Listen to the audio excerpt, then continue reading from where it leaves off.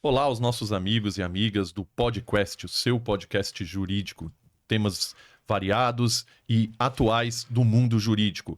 Hoje nós estamos com o nosso convidado especial, professor Álvaro Azevedo Gonzaga, que falará conosco sobre um tema muito importante, extremamente atual, que nós estamos no mundo jurídico se discutindo com muita profundidade, tanto no âmbito do Congresso Nacional quanto no âmbito do Supremo Tribunal Federal, que é o tema do marco temporal. Então não deixem de curtir, não deixem de assinar o nosso canal PodQuest, também no Instagram, não deixem de assinar, de nos seguir no Instagram PodQuest. Então hoje nós vamos falar sobre marco temporal. Prazer estar aqui com você, professor Álvaro, grande prazer, é uma verdadeira honra recebê-lo aqui conosco hoje. Prazer é todo meu, muito obrigado pelo convite, Thiago. Muito obrigado. Professora Cláudia está conosco aqui também. Cláudia, tudo bem? Tudo bem, boa tarde a toda a nossa audiência. Boa tarde a galera que está aqui, os alunos, Vitão, obrigada mais uma vez pelo apoio. Quero cumprimentar primeiramente o professor Álvaro, que já pediu, me chame de Álvaro, por favor. Obrigada, porque a gente estava aqui comentando agora, né? Vem aí um professor que tem um repertório gigante. A gente já conhecia você muito antes de você estar aqui. Obrigada por aceitar o nosso convite. Seja muito bem-vindo. Boa tarde, meninos, Willy, Thiago. E vamos lá para mais um. Boa tarde a todos e todas. Uma honra estar aqui na companhia dos meus amigos e do meu professor, né? O Álvaro é assim, uma pessoa encantadora, uma profundidade de conhecimento assim que todo mundo vai querer ter aula com o professor Álvaro, entendeu? O negócio é mais ou menos esse. E graças a Deus ele aceitou o nosso convite de vir aqui nos ensinar mais uma vez sobre esse assunto que tanto nos toca, né? O direito dos povos originários. Mas antes de tudo isso, eu gostaria de apresentar o meu professor Álvaro. Vamos lá. O professor Álvaro, ele é livre docente em Direito pela Pontifícia Universidade Católica de São Paulo, pós-doutor em Direito pela Universidade Clássica de Lisboa e pós-doutor em Direito pela Universidade de Coimbra, pós-doutor em História dos Povos Indígenas pela Universidade Federal da Grande Dourados, indígena Guarani Kaiowá, doutor, mestre e graduado em Direito pela PUC, São Paulo, graduado em Filosofia pela Universidade de São Paulo, professor da graduação e do programa de pós-graduação da PUC, São Paulo, professor do meu curso, onde coordena a primeira pós-graduação em Direito Antidiscriminatório do país, já desenvolveu projetos complexos com organismos relevantes como o Conselho Indigenista Missionário, Comitê Internacional da Cruz Vermelha, na representação da América Latina, Ministério da Justiça e tantos outros. É advogado também nas áreas de direitos humanos, tendo sido o autor do parecer técnico e jurídico sobre o genocídio contra os povos indígenas da CPI da Covid. E é vice-coordenador do Núcleo de Filosofia do Direito do programa de pós-graduação da PUC São Paulo. É uma honra, estamos diante de uma autoridade acadêmica e que eu acho que nosso público vai ganhar muito com isso. Sem contar a gente também, né? Professor, já iniciando o nosso assunto, sabemos que é um assunto muito delicado, que vai tocar em interesses econômicos, né, do agrobusiness, mas também não podemos deixar de garantir direitos fundamentais. E nós estamos discutindo no STF hoje o direito, se de fato existe um marco temporal, e vamos discutir a propriedade, né, das terras de indígenas. Professor, poderia explicar como que está sendo esse assunto no STF? Nos dê uma breve explicação, por favor, a palavra é sua. Bom, primeiro quero cumprimentar a Cláudia, cumprimentar o Willy, dizer que também é uma alegria estar aqui ladeando vocês. E é muito curioso, porque quando se lê o currículo fica essa coisa, né? Até meio acadêmica e tal. Eu costumo dizer que a gente precisa contrair o passado, expandir o presente para ter um futuro melhor. Quem contrai o passado não vive com essa tristeza do que foi vivido e não consegue expandir o presente. Aliás, a depressão muitas vezes vem disso, de querer viver algo que você ou viveu ou queria ter vivido. E quem vive o futuro vive a doença do contemporâneo, que é a ansiedade. Então, viver o presente é entender o que esse nome quer dizer. Por que é presente? Por que se fazer presente? Por que estar presente? Então, acho que isso é a primeira coisa. Por que eu digo isso? Porque quem vive do currículo vive do passado. Então, todos esses currículos me trouxeram até aqui. Mas se minha fala não tiver sentido nenhum, aí não faz sentido nenhum a gente estar aqui. Então a gente precisa fazer esse momento fazer sentido sem negar a nossa história. Aliás, isso é uma das dimensões de ancestralidade indígena. Por quê? Porque a ancestralidade indígena ela trabalha com a dimensão de tempo. É curioso porque as pessoas têm essa ideia de tempo, tempo do relógio, mas não é o tempo do relógio. A ancestralidade, ela é o tempo que você carrega em você, as pessoas que você carrega em você. Então, quando se fala ancestralizar ou encantar, não é a morte. Na verdade, é aquela matéria deixar de fazer parte daquele tempo que você compartilha com aquela pessoa. Mas aquela pessoa está em você, porque outros tantos tempos você viveu com ela. E exatamente começa aí a cosmovisão indígena da dificuldade de compreender as coisas, porque muitas vezes o que? A matéria, que é o corpo dessa pessoa que ancestralizou, ele vai ser colocado aonde? De volta para sua mãe. Então nós saímos do útero da nossa mãe e somos devolvidos à nossa mãe, que é a Mãe Terra. E por isso que nós somos enterrados. Então olha a diferença que existe nisso de compreensão do que é a Terra. E aí a gente chega numa situação que é qual? Vamos deslocar essas pessoas que estão aqui, essa tribo, os termos totalmente equivocados. Essa tribo de índio tem que sair daqui e ir para lá, como se fosse atravessar a pista da estrada. Só que isso significa o quê? Todos os seus ancestrais, toda aquela terra que te liga, não à toa o Kazé Angatu, que é um parente de altíssima conta, fala isso. Não é à toa que a cor da nossa pele é da cor da terra. Poxa, você vai e atravessa a pista e fala, vem pra cá. E você abandona isso. Aí tem gente que faz ainda piada. É o racismo recreativo. Quando fala assim, vai construir em cima de cemitério indígena, não vai nascer nada. Significa que vai nascer nada. Você está querendo tomar um espaço que não é seu. Que ancestralmente não é seu. Você quer, por exemplo, invadir a mãe daquelas pessoas. Essa é a primeira lógica. Então, quando a gente começa a trazer a diferença da cosmovisão indígena, a gente começa a entender por que nós, povos indígenas, entendemos a Terra de uma forma distinta. E aí que a gente chega na questão do marco temporal. E aí a gente pode pensar em várias frentes para falar do marco temporal. Podemos falar do STF, podemos falar da PL 490, que agora virou, acho que é 2309, no Senado da República. E a gente vai pontuando. Então, STF, eu acho que isso é muito importante. É um largo histórico que a gente precisa passar.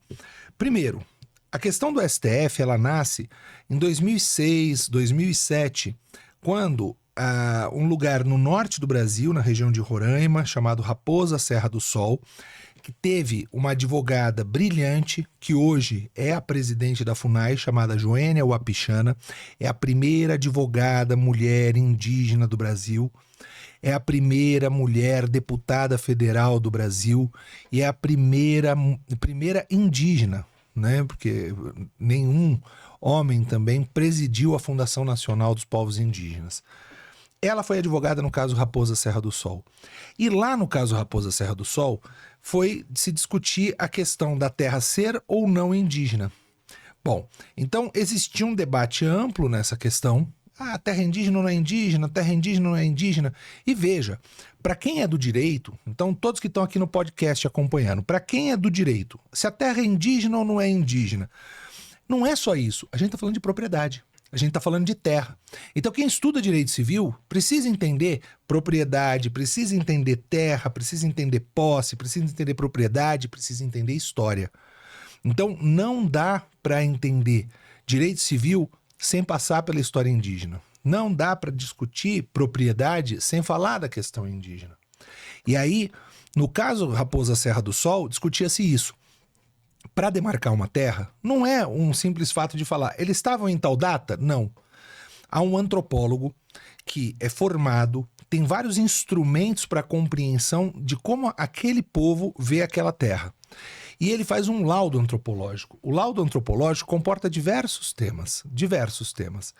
E nesses elementos, ele trouxe vários argumentos que aquela terra era indígena. Então, um ministro suscita o seguinte: no dia 5 de outubro de 1988, data da promulgação da Constituição, essa terra, ela era ocupada por essa população indígena? Então ele marca no tempo, o quê? Ele fala, o tempo é esse, 5 de outubro de 88. Esta terra, por isso que é marco temporal da terra indígena, ela estava ocupada ou não? E E aí que vem a resposta, Cláudia. A resposta vem. Estavam. Poxa, bacana. Então ficou até fácil, né? Então, para aquele que quer estudar direito, para aquele que já faz direito, esse foi um dos argumentos. Não é que foi o único argumento. Existiam vários argumentos antropológicos e dentre eles suscitaram esse. Esse é um argumento. Não era um argumento determinante, mas era um argumento fortificante. Vamos brincar assim, tá? Ele fortalecia. Poxa, bacana. Então vão lá os ministros e falam, por todos os elementos, além do que no dia 5 de outubro lá eles estavam, então a terra é indígena. Aí vai aparecer um ministro e suscitar algo que é jurídico e importantíssimo para quem estuda direito, para quem já é formado, sobre o efeito da decisão. Ele vai ter um efeito erga omnes ou inter partes.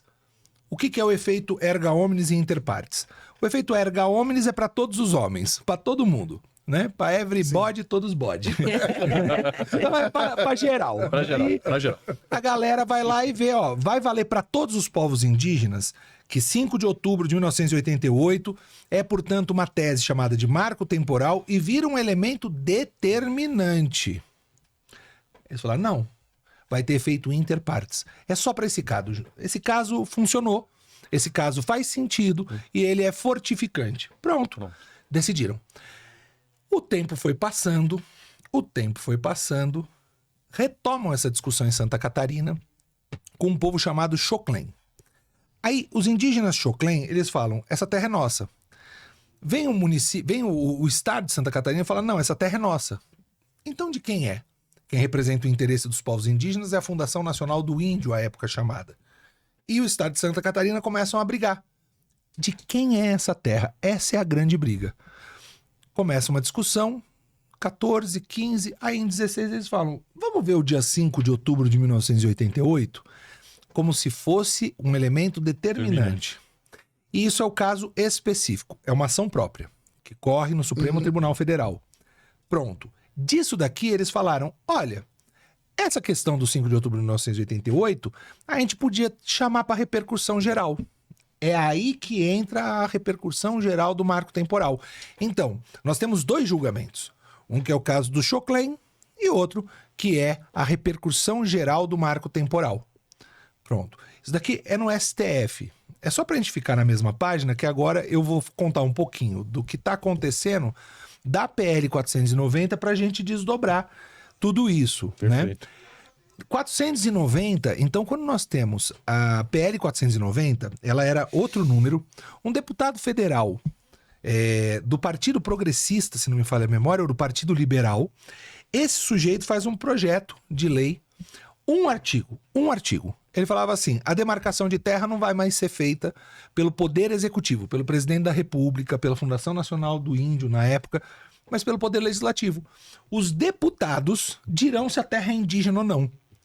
Me desculpa, mas assim, a técnica legislativa é uma coisa. Sim. A ação de governo, a execução de uma medida legislativa é outra.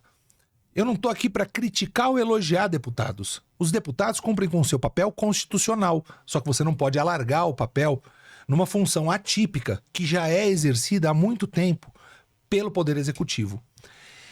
Essa era a proposta. Nath morta. Ela nasceu morta. O que eles fizeram? Mandaram esse projeto de lei para a Comissão de Direitos Humanos. A Comissão de Direitos Humanos olhou e falou, não, arquiva. É inconstitucional. E mandou arquivar. Acabou. Esse deputado, em 2010, não foi eleito, morre em 2011, 2012, mas um místico acontece. Essa lei é ressuscitada.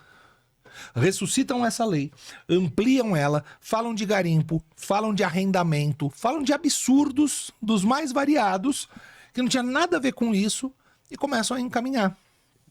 Bom, eu não quero aqui emitir qualquer juízo com relação a governos, mas nós temos uma mudança de parâmetro governamental em 2016, com relação à demarcação de terra. Michel Temer demarca uma terra, e depois nós temos o governo de Jair Bolsonaro. O governo de Jair Bolsonaro não demarcou nenhuma terra indígena. Bom, nesse paralelo vai entrar a Comissão de Constituição e Justiça da Câmara dos Deputados, à época presidida por uma deputada chamada Bia Kicis. Ela foi promotora de justiça e ela preside o debate disso E aí fala, não, PL 490 é constitucional, segue, ela é legal. E aí seguiu a PL 490. Paralelo a isso, aconteceu no caso do show claim no STF. Só para entender como as coisas andam juntas. Sim. É assim que as coisas vão andando. Aí vai para a Câmara dos Deputados, nós temos o mandato de Jair Bolsonaro e nós tivemos movimentos que é impossível você fazer uma leitura jurídica sem compreender os elementos políticos que levam a isso. Sim. Eu sou professor de ciência política também e vejo muito essa irritação do sistema político no sistema jurídico. O que acontece? Vamos julgar a repercussão geral no Supremo Tribunal Federal. Quando vão julgar a repercussão geral no Supremo Tribunal Federal, o ministro Luiz Edson Fachin fala: é inconstitucional a tese do marco temporal. Aí vai para o Cássio Nunes. O ministro Cássio Nunes, nomeado pelo Jair Messias Bolsonaro, diz o quê? É constitucional a tese do marco temporal, 1 a 1. Nisso, o ministro Alexandre de Moraes olha, aliás, podcast jurídico, sempre vota o presidente, depois os ministros mais novos da corte. O André Mendonça, que é ministro do STF, não tinha sido nomeado à época.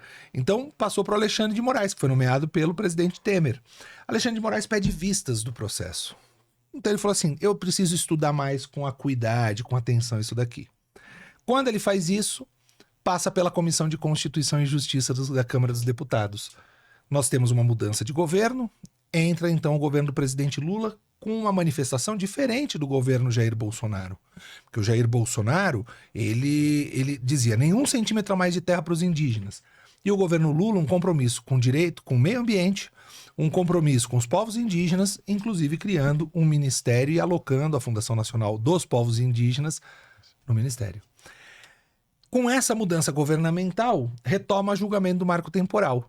Quando a ministra Rosa Weber, que é presidente do Supremo Tribunal Federal, anuncia a retomada do julgamento do marco temporal, a Câmara dos Deputados fala: precisamos votar urgência para aprovação da PL 490. Olha como é um jogo de corrida. Sim. Exatamente. Essa corrida está acontecendo. Aí vem urgência na PL 490. Quando vai dar urgência na PL 490, vem a votação. Uma semana antes, eles votam a PL 490 e aprovam na Câmara dos Deputados.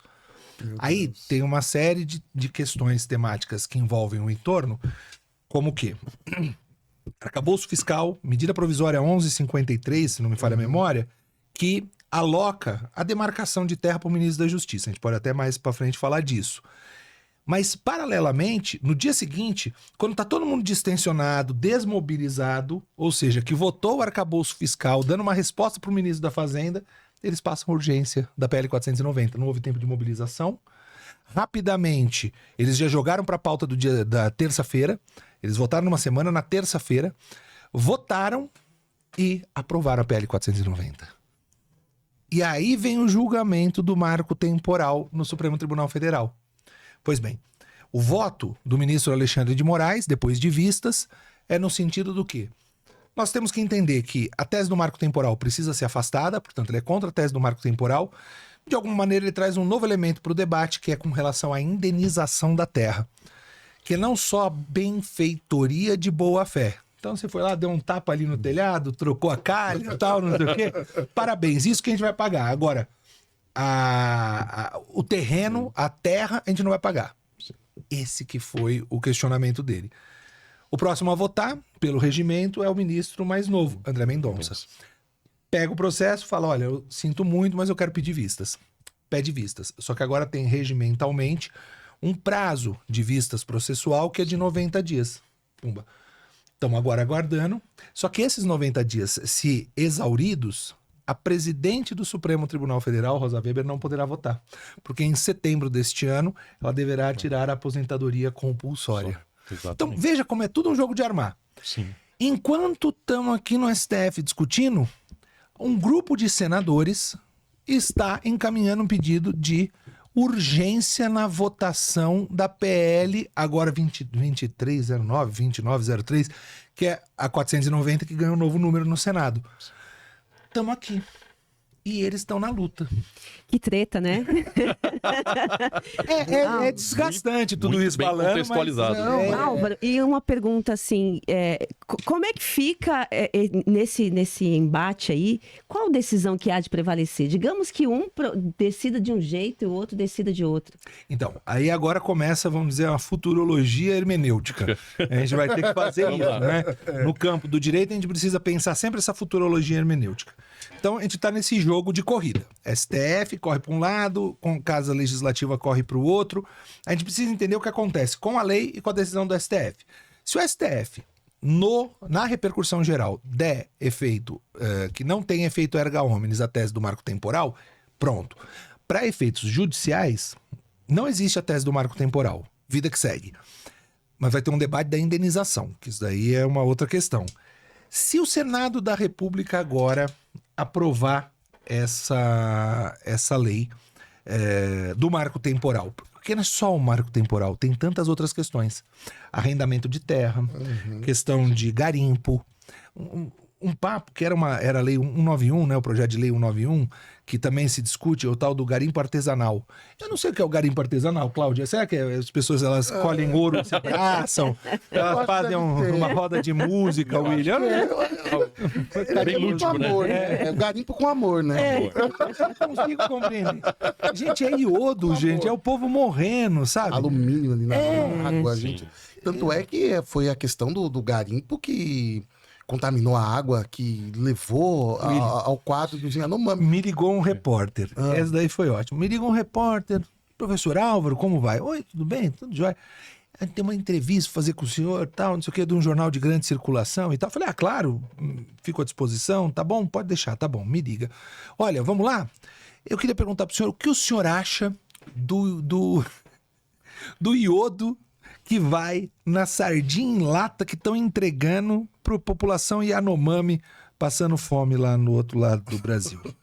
Eu falei assim, peraí, você tá falando sério? Aí eu falei, mano, os caras não conseguem comer peixe com mercúrio. Aí ele tem uma sardinha com iodo. Agora parece uma nutricionista.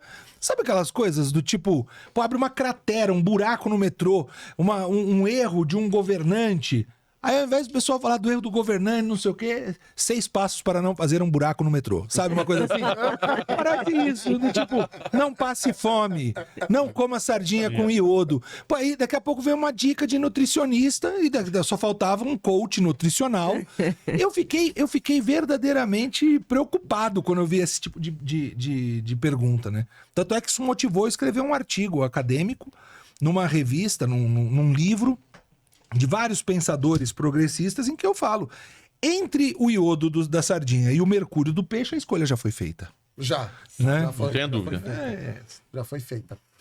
Professor, eu queria trazer um contraponto quanto à questão do marco temporal. Eu li o voto do ministro Nunes Marques, e um ponto me deixou um pouco intrigado, e certamente o professor vai conseguir nos esclarecer. Concordar que não existe o marco temporal, porque ele diz que a Constituição traz indiretamente, né, vamos colocar assim, uma data para se demarcar terra indígena, é admitir que vai ter uma expansão ilimitada do direito dos indígenas. Como que ficaria esse pensamento, que é um pensamento, sim, muito conservador, no sentido de que muitas terras já foram incorporadas ao mercado imobiliário? E como que iria fazer, então, para reintegrar essas terras aos povos indígenas? Primeiro que é uma tautologia isso, né? É uma bravata hermenêutica em que se diz isso. Primeiro, ninguém suscitou a tese do marco temporal. Quando suscitam, já dizem qual é o marco temporal. Sim. Então, quando ele faz isso, ele quer dizer, se não for 5 de outubro, vai ser quando? Vai ser 1500?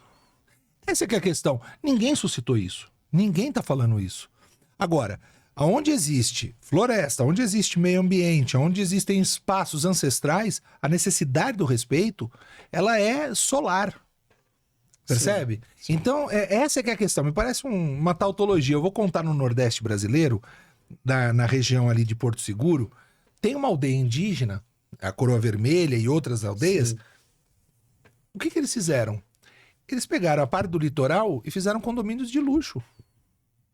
E aí, quando eles fazem condomínio de luxo, eles falam assim, não, mas agora já tá feito, não pode ter demolitória, não sei o quê, vamos indenizar indígena. Mas o indígena não quer o dinheiro. O indígena está naquela terra, ele tem um contato com a natureza, com a água. Poxa vida, é isso que não se entende. E as pessoas, elas usam uma lógica... Não, é interessante que esse critério da data, que começou como sendo um critério coadjuvante, escala para um critério de protagonismo. Exatamente. Assim. O que está por trás disso, será, né? Sabemos, né? É meio claro de perceber. Por quê? Porque você tem que pegar o populacional indígena. Então perceba, 1500 a estimativa é que existia de 5 a 5 milhões e meio de indígenas no Brasil. De 5 milhões a 5 milhões e meio. Esse número vem caindo. A menor população indígena histórica brasileira na década de 70. 100 mil indígenas. Meu Deus. Tanto é que o Darcy Ribeiro, que você tem a crítica ou elogio, é um pensador a ser necessariamente estudado e compreendido, ele dirá o quê? Os indígenas, eles entrarão em extinção. Ele vai apontar isso. Aí, quando começa a crescer um pouco a população indígena, não tinha chegado nem 500 mil de indígena, é a data de 5 de outubro. Então seria como tirar uma foto de satélite com a menor população histórica brasileira indígena e falar assim, é só isso que pode demarcar. O resto não pode. É essa a grande maldade, por assim dizer, quando se fala da tese do marco temporal. E então aparecem um bando de pessoas bem vestidas, de terno e gravata, que enfim... às vezes é filho de alguém e assumiu um cargo importante para falar isso é uma modernização. Raras são as pessoas que conseguem suportar o debate franco. E essas pessoas, quando percebem um debate franco qualificado como esse que a gente está fazendo aqui, querem desqualificar o debatedor quando se apresenta como indígena, que é meu caso. Então eu falo assim, não, mas você não pode ser índio de verdade. Porque considera-se que indígena de verdade é aquele que se subalterniza e aceita as ordens do capitão do mato. E isso não precisa ser aceito. Nada sobre nós sem nós. Essa é uma frase utilizada já há muito tempo. E as pessoas têm dificuldade, porque e isso daí é algo que eu trabalho. Eu tenho um livro chamado Decolonialismo Indígena. Sim. Que é fantástico. Nós temos. Por sinal. Nós, né, Cláudia? Com propriedade agora, pode devolver. Essa história dos bastidores, né? Depois, se tiver aqueles videozinhos no final, vocês falam aqui a discussão. Quando você vai me devolver meu mas livro? o meu tem dedicatória do professor, viu? É infungível, tem né? um selo que é meu aqui. Tô brincando, brincadeira. Bem infungível. Mas nesse livro eu trago essa ideia, né? Que é o mito do arco e flecha. Eu trabalho o mito numa perspectiva de mentira. Uma coisa coloquial mesmo. Porque mito do grego, ele vem de mite, que significa calar-se, é de boca a ouvido. Só as sociedades secretas têm mitos, né? Até para promoção em determinados cargos internamente. Mas eu trago o mito como mentira. E aí tem o mito do arco e flecha. Que você só é indígena se você preencher determinados critérios. Se você usar calça jeans e tomar Coca-Cola, você não vira norte-americano. Você vira um cara de calça jeans tomando Coca-Cola. Percebe? Exatamente. As pessoas vêm e falam assim, você é indígena, você fala Guarani? Aí eu falo, qual a relevância disso? Não, porque se você não fala Guarani, você não é indígena. Ah, entendi. Você tem cidadania italiana? Eu tenho. E italiano, você fala? Não. Eu falo, legal. Então você pode, porque você determina quais são as regras. A mensuração é feita com uma régua totalmente torta de pessoas que acreditam que podem determinar. Isso tem um nome na ciência, chama etnocídio. Você busca acabar com uma etnia determinando o que faz aquela pessoa se determinar. Isso é muito perigoso, né? E já que você... desculpa, eu tô tomando aqui. Vai. E já que você tocou nesse assunto, como é que fica essa questão da identificação? Tá. Isso daí é uma questão importante, por quê? Porque eu não posso chegar e falar assim, eu sou indígena. Eu sou indígena. Não é dessa maneira. A autodeclaração é um elemento. Houve um tempo em que ser indígena é quem tinha RANI, Registro Administrativo de Nascimento Indígena. RANI. Esse tempo passou. Hoje não existe mais essa dimensão do RANI para ser ou não indígena. Você tem que se autodeclarar e ser reconhecido. Agora, se o seu aldeamento não existe, se a sua etnia é parca, é pequena, não tem ainda uma organização, muitas vezes, são os outros parentes que devem lhe reconhecer, certo? Então, essa é uma primeira forma. Outra é você ser um indígena aldeado e sempre vivendo dentro das culturas. ou, mesmo não sendo um indígena aldeado, essa aldeia lhe reconhecer. O meu caso, vamos contar aqui. Meu avô indígena, da etnia Guarani Kaiowá, nasce em 1900, uma coisa assim, e aí com em torno de 20 anos ele vem sentido litoral. Por quê? Porque os Guarani, especialmente os Mibiá e os Inhandeva, mas não que os Kaiowá também não, embora eles são muito fixados na terra, os Mibiá e os Inhandeva, eles andam atrás da terra sem males. É uma forma de interpretação. Vou mandar atrás da terra sem males. E como eles caminham atrás da terra sem males, houve um movimento muito forte, um deslocamento dessa época, sentido litoral. E esse litoral foi o litoral paulista. Então, quem conhece o litoral paulista, bem entenderá. Mongaguá, Itanhaém, Peruíbe, Ubatuba, tudo tem aldeamento indígena, Guarani. Então, meu avô vem nesse deslocamento. Ele vem na construção civil, ele vem como pedreiro. Meu avô era pedreiro, peão. Sim. E aí ele fazia a construção, ajudou na estrada de ferro que tinha, ele ia fazendo. Quando chega na capital de São Paulo, ele numa obra tem um acidente e ele precisa amputar uma perna. E ele amputa uma perna. Então, indígena com deficiência na cidade de São Paulo, que já era absolutamente racista, imagina só. Ele então vai exercer a função de sapateiro. Esse é o ofício que ele exerce. Gilberto Freire vai explicar, porque ele passa por essa miscigenação, minha mãe passa por essa miscigenação, minha avó é europeia, italiana, vem pra cá, eles se casam e tem minha mãe, uma filha. Minha mãe era uma mulher muito bonita, foi até Miss. Mulher muito bonita mesmo, um cabelo, né, preto, liso, um olho meio mel e tal. Minha mãe era uma mulher muito bonita. Ela é falecida em 2016. E eu cresci com meu avô até os 12 anos de idade, quando ele falece. Dali, eu sempre mantive essa relação de estudo, mas não proximidade com a questão indígena. Então, quando eu vou, na pandemia, estudar a questão indígena, e aí todo mundo fica em casa, faz o que você gosta, tal, eu falei, já sei, eu vou fazer um pós-doutorado em história indígena. Ué, cachimbo entorta a boca, né? Eu faço o que eu gosto mesmo, é estudar. Estudar, produzir, escrever, pensar teses em processos, eu acho isso muito interessante. E aí a gente foi, fazer o pós-doutorado em História Indígena. E nesse percurso eu produzo o livro, o ex-presidente da Bolívia, o Evo Morales, prefacia o livro, também é uma história divertida, pode guardar na caixinha para contar, porque isso daí foi desesperador.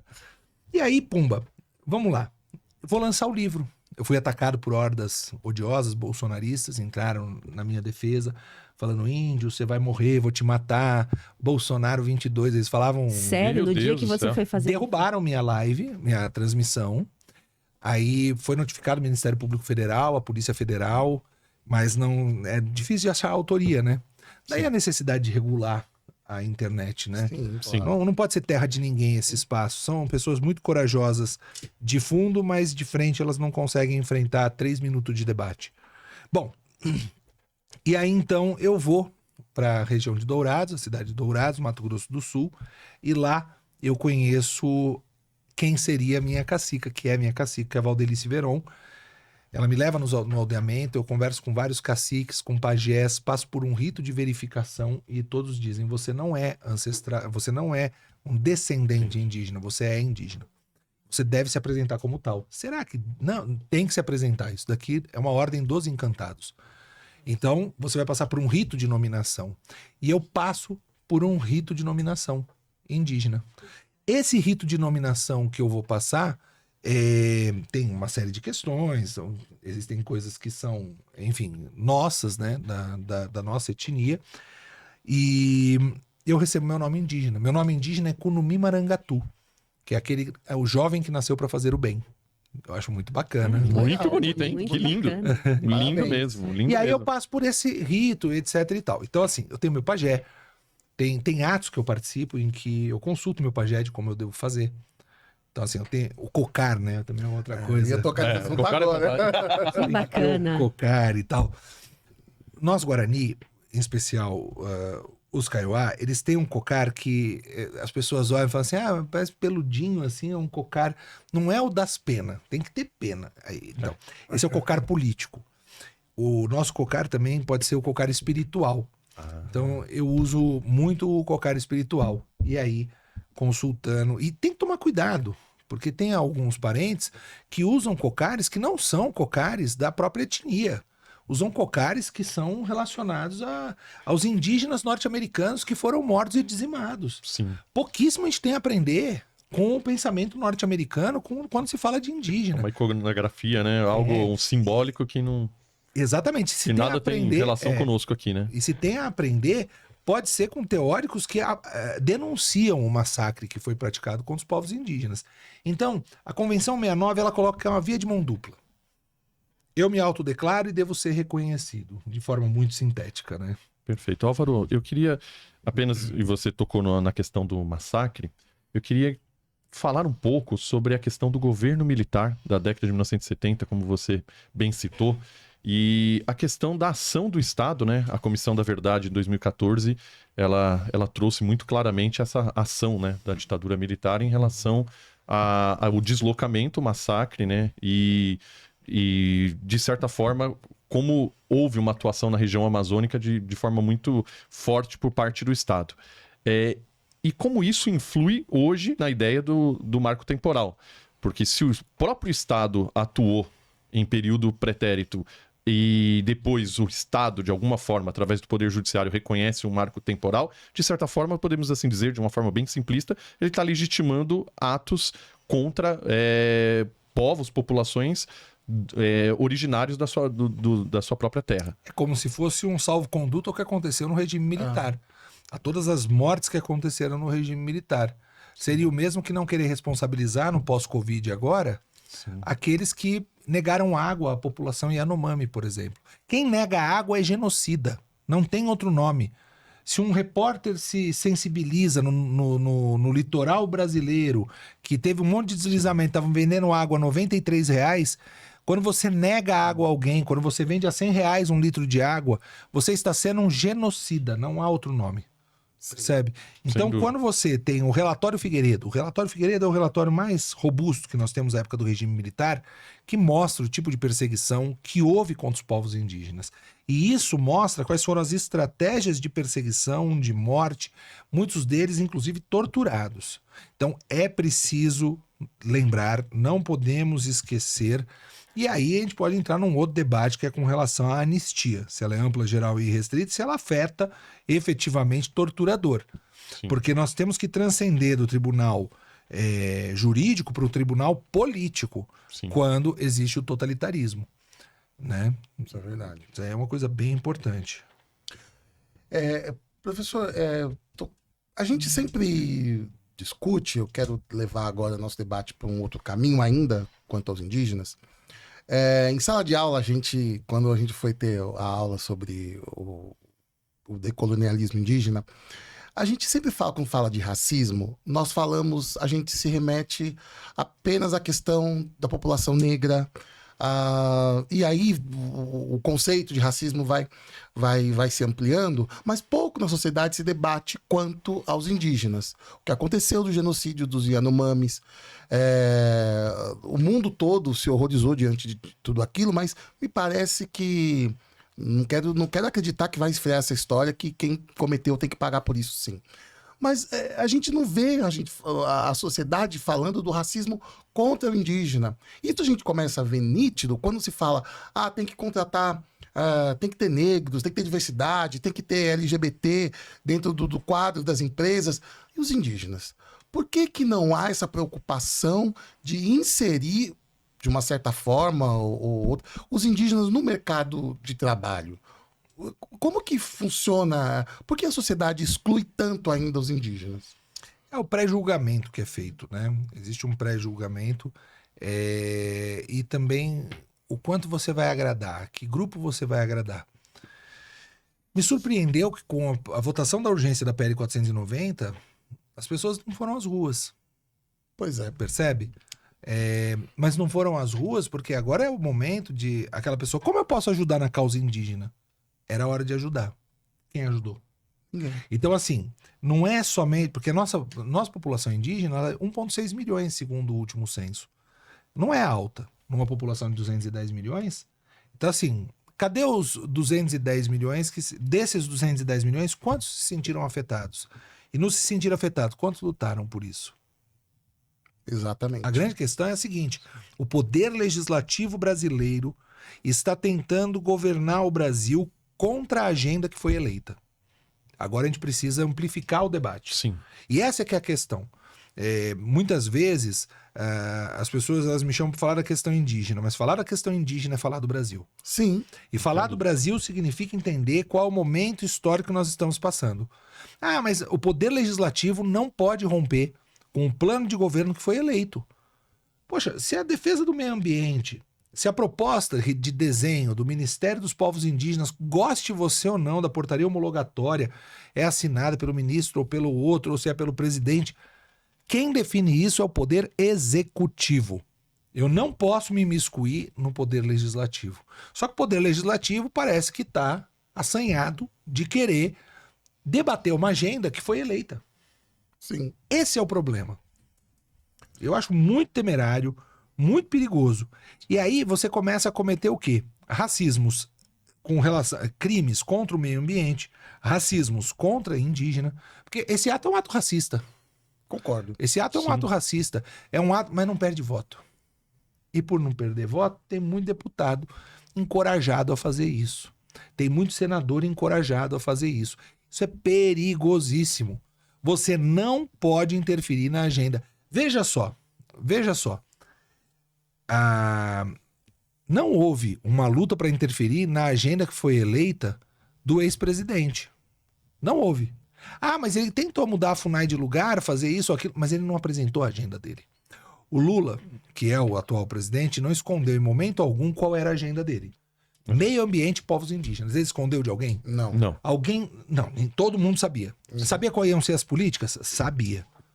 Então, eu acho que tem uma coisa... Eu tive a oportunidade de participar do grupo de transição, fiz parte do grupo de transição dos povos originários, como se chamava, e a gente teve várias reuniões, né? Uma delas, tivemos reunião com o Flávio Dino, com a Marina Silva, e uma delas foi com a Marina.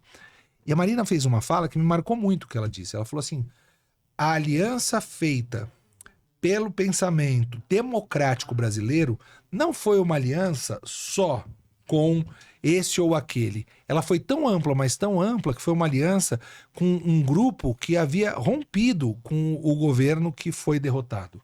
Que é qual? O mundo fora do Brasil. Sim. O quê? A diplomacia, o direito internacional. O Brasil não dialogava mais com outros países, pouquíssimos países. Portanto, a aliança a candidatura que o presidente Lula lança é uma candidatura que tem aliança com outros países. Tanto é que os países estão doando dinheiro para o nosso meio ambiente. Percebe? Nós temos dinheiro em caixa para poder implementar o que o poder legislativo acha que não deve ser implementado. Isso é um desrespeito ao quê? À vontade soberana da população brasileira e um desrespeito a todas as tratativas internacionais que são feitas. É um absurdo. O Brasil dialoga melhor com o exterior do que com o seu Congresso em relação à questão ambiental. Né? A parte do Congresso que acredita que pode interferir na agenda, sim. E ainda com o professor falando aqui, eu sinto que o movimento negro precisa dar as mãos para o movimento indígena. Porque não há como a gente ter um direito antidiscriminatório, a gente falar de pautas antidiscriminatórias, se os discriminados não se unirem. E eu não estou vendo o movimento negro falar dos povos originários. Não vejo falar, porque o racismo que os negros sofreram no Brasil, os indígenas já sofriam antes. E há uma parte do livro do professor que ele fala que toda a terra do Brasil tem sangue de índio derramado. De fato é. Professor, eu quero aproveitar essa fala do Willy para perguntar como que essa questão da demarcação das terras indígenas está sendo tratada em outros países aqui da América do Sul? Ou foi tratada? Então, é muito curioso porque o modelo de terra é muito diferente com relação à demarcação. O voto do Alexandre de Moraes, eu acho que ele é elucidativo em alguns pontos, mas tem uma questão importante de se entender, que é qual? Quem é indígena nos outros países? Eu vou me permitir aqui contar um pouquinho do prefácio do Evo Morales. Bom, eu faço o livro e aí eu penso, poxa vida, né? acho que eu vou pedir pro meu supervisor fazer o prefácio e tal. Ele fez o pós-fácil. O meu supervisor, meu orientador, o professor Tiago Cavalcante, pessoa brilhante, sabe muito de demarcação de terra. Bom, aí eu converso com um amigo e falo assim, mas por que você não pensa... Olha, o vice-presidente da Bolívia eleito é indígena. Por que você não convida ele para fazer o prefácio do seu livro? Aí eu falei, poxa, seria bacana, tal, não sei o quê. E esse meu amigo foi na posse do então presidente da Bolívia que tinha sido eleito, e o vice indígena, ele conversa com ele e fala, não, vamos ver se o Evo não topa. Sensacional. Aí, o que você acha? Eu falei, eu acho ótimo, mas Fantástico. a gente vai ter ele aí e tal. Aí foi muito bacana, foram falar com o presidente Evo Morales, e aí ele falou o seguinte, ele falou, olha, eu não conheço essa pessoa, eu não conheço o Álvaro. Então a gente trocou cartas, né? Falando, ó, eu sou o Álvaro, eu sou isso, tal. E aí ele gostou da história e falou, não, aí eu topo fazer. E aí ele escreve um prefácio que, poxa vida, que texto maravilhoso. Tudo no prazo, o tempo é indígena. Quando a gente fala o tempo é indígena, não é esse tempo do relógio. Até sexta tem que entregar, até terça. E tinha prazo, eu joguei pra frente. Meu livro foi o último a ser impresso numa coleção que escreve Padre Júlio Lancelotti, Silvia Pimentel. É maravilhosa essa coleção. Não só o livro, a coleção, o pós em direito antidiscriminatório. Gente, eu tenho muito orgulho dessa trajetória que eu costumo dizer que ninguém se improvisa defensor dos direitos humanos. Sim. Há 20 anos eu tô, né? Eu tô há mais de 20 anos nessa trajetória. E aí, bacana, né? Vem o prefácio do Evo, tal, encarta no livro e eu começo a estabelecer alguns contatos com algumas lideranças, algumas pessoas da Bolívia. Eles falam assim... Eu falei, pô, e aí, vocês não têm um ministério dos povos indígenas? Ele, não, os ministros são indígenas. Mais de 80% da população na Bolívia é indígena. Sim. Então, esse papo é que, assim, o modo de dizimar indígena foi altíssimo, mas não, nós somos a grande maioria. Então, esse papo aí que vocês estão tendo é muito engraçado. Esse negócio de ter um ministério dos povos indígenas. Não, nosso presidente era indígena, caramba. Você percebe? Os ministros, o presidente. Então, é uma realidade que dá um anacronismo quando se faz análise, né, nesse sentido. Com certeza. Professor, você poderia falar pra gente um pouco sobre essa pós, sobre a construção dessa pós-graduação, direito antidiscriminatório, como que se deu, como disse, não é algo que se improvisa, né? É uma construção. Eu tenho pessoas que me inspiram muito na vida, muitas pessoas, mas uma delas é um grande líder, né? Jornalista, foi preso, inclusive, com o Vladimir Herzog, é testemunha-chave no caso do Vladimir Herzog, ele se chama Sérgio Gomes. E o Sérgio Gomes, ele trabalha com uma empresa de comunicação que se chama O Boré. Boré é um instrumento indígena que quando você toca, você junta os dispersos na aldeia para poder fazer uma estratégia de guerra. Olha como é bacana. Eu trabalhei muito tempo com ele na Oboré e tudo. E quando se funda a Oboré, funda ele com acho que foi o José Vidal Pola Galé, que foi o chefe de jornalismo da TV Cultura, e Laerte, né? Laerte Coutinho, cartunista. À época, o cartunista. É. E então, Laerte é muito próxima dele e eu tenho a alegria de conhecer a Laerte, né? O Laerte, a Laerte, e dialogar e ouvir, é genial, é genial. Laerte é fora do comum, né? Aí a Laerte, à época, faz um desenho que é essa forma de pensar deste Sérgio e que me inspira, né? É meio que um canivete suíço, sabe? Que vão se abrindo coisas, e uma coisa leva a outra, e tudo vai se interligando, e portanto, não dá pra gente pensar onde nasce essa ideia. Poxa, eu penso em estudar a questão indígena, eu sou uma pessoa muito institucional, eu gosto de ter uma instituição vinculada que eu possa estudar. Tem 2 anos, desde os meus 5 anos de idade, eu sempre fui aluno. Até os 41 anos eu fui aluno. Eu nunca interrompi meus estudos até os 41 anos de idade. Eu tô há 2 anos sem estudar, eu tô achando meio estranho. Daqui a pouco eu vou buscar, sei lá, um curso de cricket, de bote. Tem que fazer um negócio. Estudar é importante.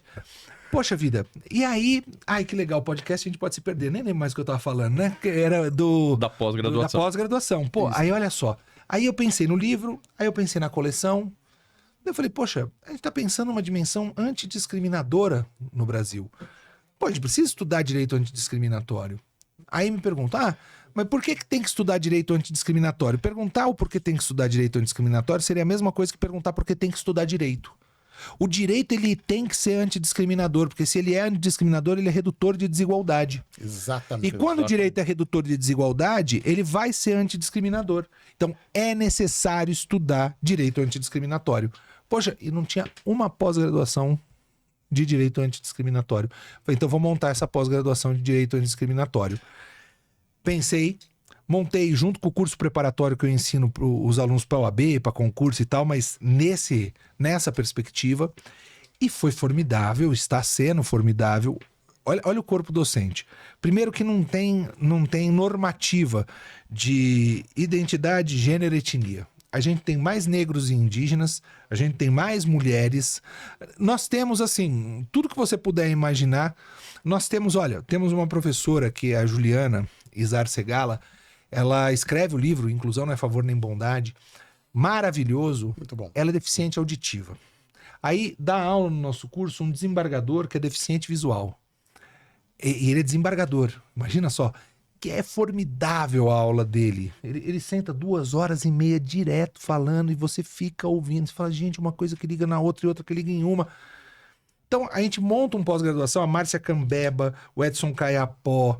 Eu também sou um dos professores. A Lucinéia Rosa dos Santos, que é uma professora formidável. E tantas outras pessoas maravilhosas dão aula nesse pós. Então, poxa, você tem uma coleção, você tem um livro, você tem esse pós. E é o famoso uma coisa vai puxando a outra. Sim. Aí, por conta disso, a Ordem dos Advogados do Brasil estabeleceu critério de heteroidentificação para a questão racial e cotas para candidatos negros. E nós tivemos, então, candidatos negros para a vaga do 5º Constitucional do TJ São Paulo. E aí eles convidaram 6 juristas negros para fazer parte dessa comissão de heteroidentificação e um indígena jurista, no caso eu. E foi uma troca formidável. Então, Willy, eu diria que é possível sim a união, ela pode existir, existem primeiros passos e elementos que fazem isso, mas a gente só vai ter essa união na academia para depois reverberar na política. Sim. Porque nesse momento, a urgência das lutas, das pautas na política, ela não está dividindo, mas ela está centrifugando as pessoas e tragando elas para o seu centro de luta.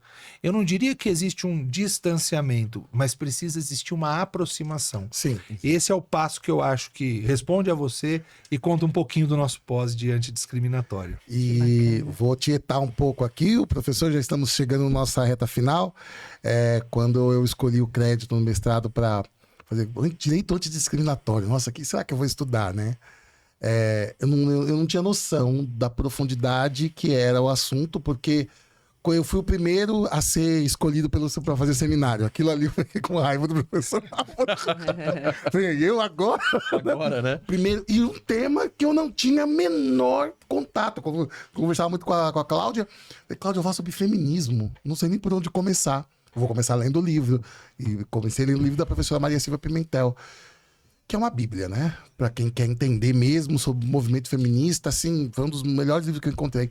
E foi através do movimento, estudando o feminismo, que eu consegui entender toda a estrutura discriminatória que foi construída no mundo. Então, ali que eu fui começar a entender a pauta discriminatória em relação aos negros, com os deficientes, os portadores de deficiência, os LGBT, que foi uma aula fantástica que vimos com a Mariana, com a professora Mariana. Então, assim, foi através dessa aula que a gente consegui, desse crédito, que eu consegui entender o universo, essa estrutura, essa instituição discriminatória da qual nós vivemos, e que se hoje a gente precisa falar em direito antidiscriminatório, como se fala em ESG hoje, você tem que entender sobre direito antidiscriminatório. Só que quando eu vou colocar na questão social ali da empresa, eu tenho que não só os negros e LGBT, mas também tenho que incluir os indígenas. É isso que a gente precisa dar as mãos na academia para começar a reverberar exatamente nas ruas. E eu agradeço por ter sido o primeiro a ser escolhido, apontado ali para fazer o seminário num tema tão complexo, tá? Eu acho que foi um dos temas mais difíceis, é aquilo ali, professor. Mas eu acho que me saí bem. E eu agradeço mais uma vez a presença do ilustre do professor Álvaro aqui. Vai ter o link ali no vídeo para que vocês comprem a coleção, tá? Curtam o nosso canal, compartilhem e, olha, adquiram todas as obras, porque é uma leitura gostosa, né? E assim, você lê, com tranquilidade, aquilo vai fazendo sentido. Realmente você, fantástico. Você já comprou, inclusive. Já comprei, né? já comprei. Eu Opa, com mandei certeza. todos os meus amigos comprarem, viu, professor? Não, nós já compramos, com certeza. Também quero aqui deixar o nosso agradecimento. Professor Álvaro, foi fantástico, extremamente rico. Poderíamos ter mais horas, né? Seria Mas fantástico. É que ele tem que dar aula em outros Tem que lugares. dar aula, né? Mas Mas muito entendo, obrigado a gente vai mesmo, dividir. professor. Não, a gente ficaria o dia todo ouvindo, né? Ah, Obrigada. Assim, eu tô realmente... Foi uma aula que você Uma deu aula. aqui. Obrigada pela sua presença. Eu tô encantada com tanto conteúdo e repertório. Eu quero que você volte aqui para falar mais. A gente quer conhecer mais a sua trajetória, mais o seu repertório. E que bom que você aceitou no nosso convite. Estou muito feliz. Parabéns, Willy, que foi Nossa, sua indicação. Foi, olha, professor, eu fiquei com medo de chamar. Falei, vai falar não. Né? Mas que bom, que bom. Muito obrigado mais uma vez. Eu que agradeço, eu tive a oportunidade, na vida eu já tive grandes oportunidades de ladear pessoas marcantes. Uma delas foi o Adib Jatene, numa palestra, um dos maiores cardiologistas da história do país, e o Adib Jatene, ele falou uma coisa que ficou muito marcante. Respeito, verdadeiramente, consiste em ser respeitado pelos seus pares. Então, tá numa mesa aqui com 3 atuantes do direito, 3 professores de direito, reconhecendo que eu, falando de direito, mereço esse respeito e essa credibilidade, me faz muito feliz. Para além disso, ver que meu livro, minha obra, meu trabalho de decolonialismo indígena tem sido aceito por universidades, programas de pós-graduação, programas de graduação, tem sido citado em dissertações e teses, ela foi traduzida para o inglês, já existem dissertações e teses no mundo que têm citado esse meu trabalho, mostra que também a comunidade acadêmica respeita. E para além de tudo isso, também ser respeitado pelos meus pares, não somente pela minha cacica, pelo meu pajé, mas também por grandes pensadores da área da questão indígena, me faz ter a certeza de que eu estou no caminho certo. Quero agradecer mais uma vez o convite formulado por vocês e dizer que eu estou à disposição, viu? A casa é sua. Muito obrigado. A casa é sua. Sempre. Muito obrigado mais uma vez. Obrigado. Pessoal, até a próxima. Foi um prazer estar aqui debatendo esse assunto, encontrá-los mais uma vez. E estamos aí semana que vem de volta, não é isso? Exatamente. Não deixem de nos seguir, tá, pessoal? Então, dá o joinha lá, coloquem, se inscrevam no nosso canal, acompanhem também o nosso perfil no Instagram, PodQuest, e vamos lá, vamos aos próximos episódios. Mais uma vez, muito obrigado a todos e todas. Obrigada, gente. Isso aí. Tchau, tchau. Valeu.